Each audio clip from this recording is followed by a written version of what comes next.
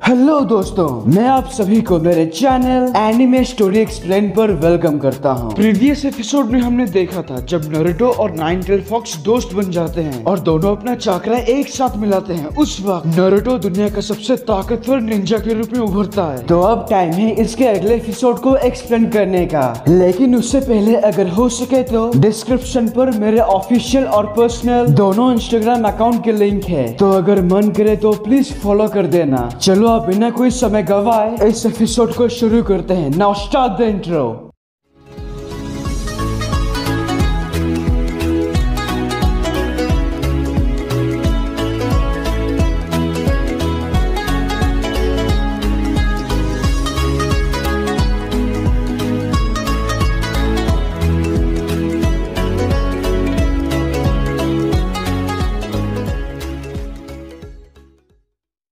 Episode के शुरुआत में हम देखते हैं लगभग सारे जगहों पर जेत्सु और रीएनिमेशन निंजास को ठिकाने लगा दिया गया है और जिन जिन का काम खत्म हो चुका है वो सब एक तरह से फ्रंट लाइन वॉर यानी नारुतो जहां पर है उसी तरफ ही बढ़ रहे होते हैं। और हाँ, एक और बात, इंटेल डिवीजन हेडक्वार्टर की वजह से सभी को उस असली मादरा के बारे में पता चल चुका है और ये भी कि वो नकाबपोश नकली है। तभी दूसरी ओर हम हेडक्वार्टर के अंदर देखते हैं यहाँ के सारे निंजास एक पल के लिए भी आराम न करके काम करते रहने की वजह से उनमें से एक थक कर नीचे गिर जाता है।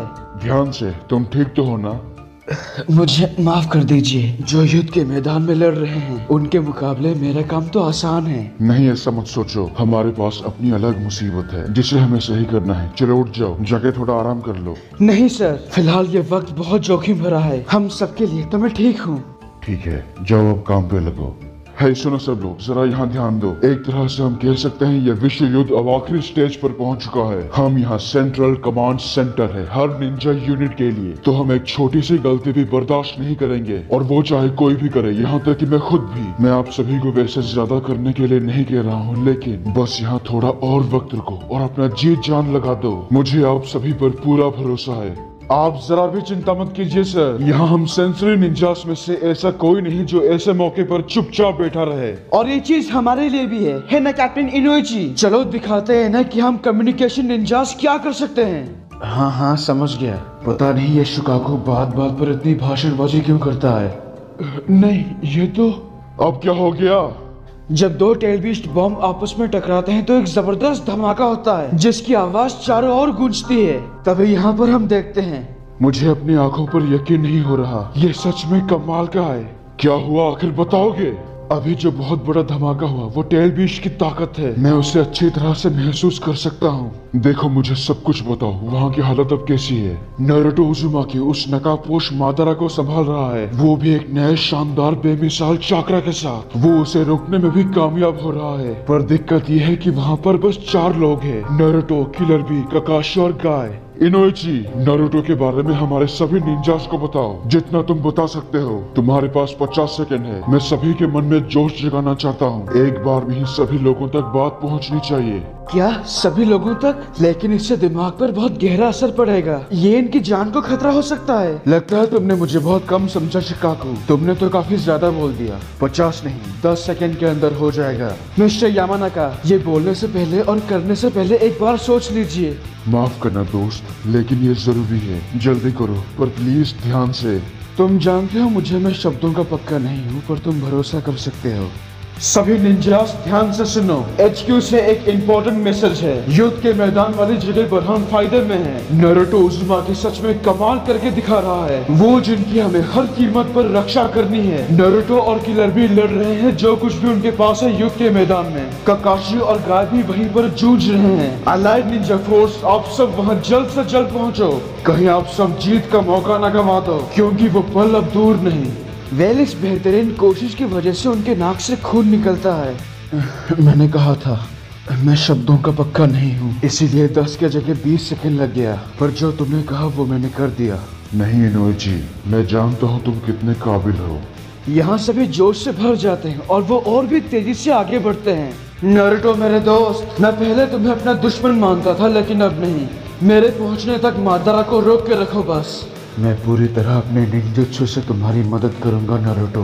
नारुतो वैसे तो अच्छा काम कर रहा है, लेकिन मैं उसे लापरवाही करते हुए नहीं देख सकता। हाँ, पर वो एक समझदार बंदा है, मैं उस पर भरोसा कर सकता हूँ। पहले लोगों की सोच कुछ ऐसी थी, नारुतो बेवकूफ था और मैं मोटा, लेकिन इस बार हम दोनों ने सभी को गलत साबित किया। हाँ, लेकिन वो उन लोगों में से नहीं है जो शांति से रणनीति बना सके, और इसीलिए तो मैं हूँ।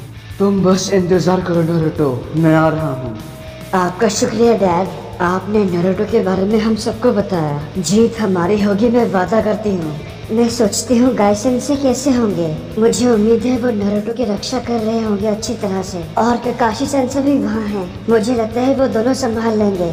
अगर ये बारिश नहीं होती तो मैं अपने स्क्रोल में से बहुत सारी पक्षियाँ निकालता, जिससे हम सब उड़कर वहाँ जल्दी पहुँच जाते। शिकायत करना बंद करो साई, बस रफ्तार बढ़ाओ। हाँ, तुमने सही कहा।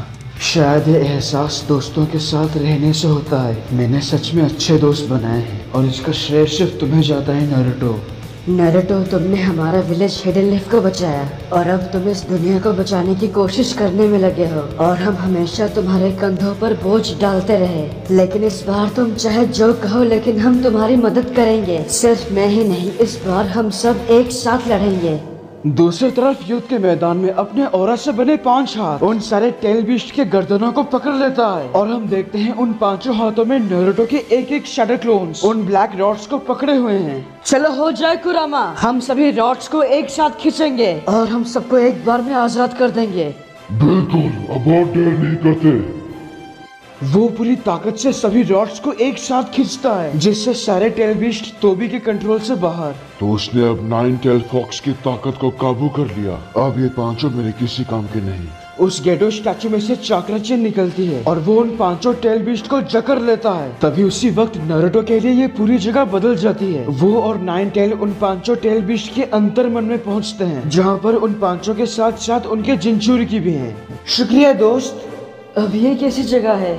हम तुम्हारा और तुम्हारे टेल बीस्ट का शुक्रिया अदा करना चाहते हैं। इसे समझाना थोड़ा मुश्किल है, लेकिन अब हम सब कुछ वक्त के लिए जुड़ चुके हैं। तुम अब इन टेल बीस्ट और उनके जिंचुरिकी के साथ बात कर सकते हो। वैसे तुम्हारा यहाँ स्वागत है। हम सभी जिंचुरिकी और टेल बीस्ट की तरफ से फिर से शुक्रिया। दरअसल हम तुमसे मिलना चाहते थे कब से। मैं 4th मिज़ुकागे हूँ, मतलब कभी था। वैसे पता नहीं क्यों, पर अभी मुझे बहुत गर्व महसूस हो रहा है, और अच्छा भी। मैं भी आप सभी से मिलना चाहता था।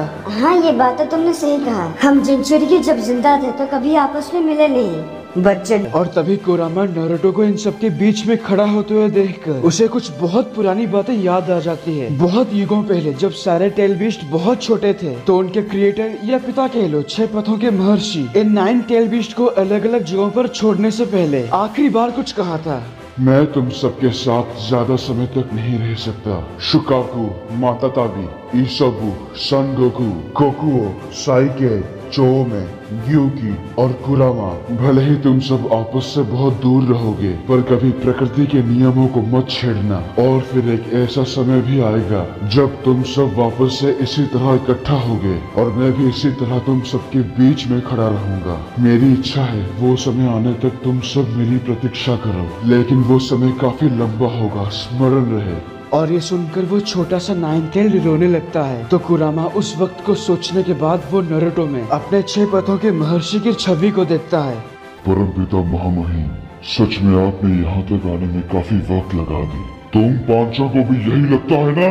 हमारे परमपिता महामहिम इस नारुतो के रूप में जन्मे हैं। और फिर नारुतो उन सबके अंतर्मन से बाहर आ जाता है, और वो गेडो स्टैचू उन 5 टेल बीस्ट को अपने अंदर समा लेता है। तुम वापस नॉर्मल हो गए। लगता है तुम ज्यादा समय तक उस रूप में नहीं रह सकते।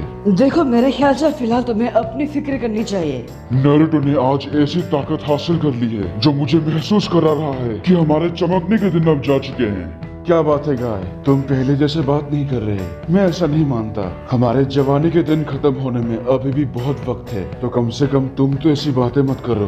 बस करो ककाशी, मुझे और शर्मिंदा मत करो। तुमने बिल्कुल सही कहा, हमारे जवानी का दिन तो अभी शुरू हुआ है। हाँ, यही वो गाय है जिसे मैं जानता हूँ। हम चारों के सामने तुम अकेले, ये तो नाइंसाफी है। नाइंसाफी तो मैं तुम्हें दिखाऊंगा। तब उसके हाथ से थोड़ा पानी निकलता है। हाँ, ये क्या, पसीना? नहीं, ये तो बारिश है। ये बेवकूफ कभी मेरा पसीना नहीं निकाल सकते।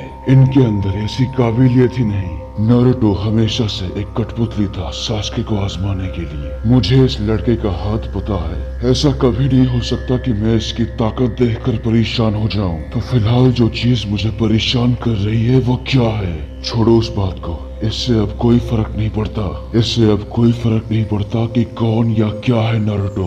इस युद्ध के खत्म होने के बाद यहाँ कोई अतीत या भविष्य नहीं बचेगा, कुछ बचेगा ही नहीं। अभी जो कुछ भी चल रहा है यहाँ से कुछ घंटे पहले शाम को दुश्मन के हाइडआउट के अंदर हम देखते हैं निगरानी कर रहे इस जत्सु को मारकर आखिरकार सास्के इतने दिनों के बाद हम सबके सामने आता है। और अगर आपको याद होगा आखिरी बार सास्के अंधा हो चुका था, तो अपने भाई इताची के मांगे की शरिंगन आंखें लगाने के वजह से अब उसकी आंखें इवॉल्व होकर इटर्नल मांगे की शरिंगन बन चुकी है। यानी अब इसका मतलब वो इन आंखों का कितना भी इस्तेमाल करे उसकी आंखों की रोशनी हमेशा बरकरार रहेगी। यानी अब एक तरह से नारुतो के साथ साथ सास्के भी ताकतवर हो चुका है। अब वो भी दुनिया का सबसे ताकतवर निंजा बन चुका है। अरे हाँ, मैं तो भूल गया था यार, मादरा भी तो है ना।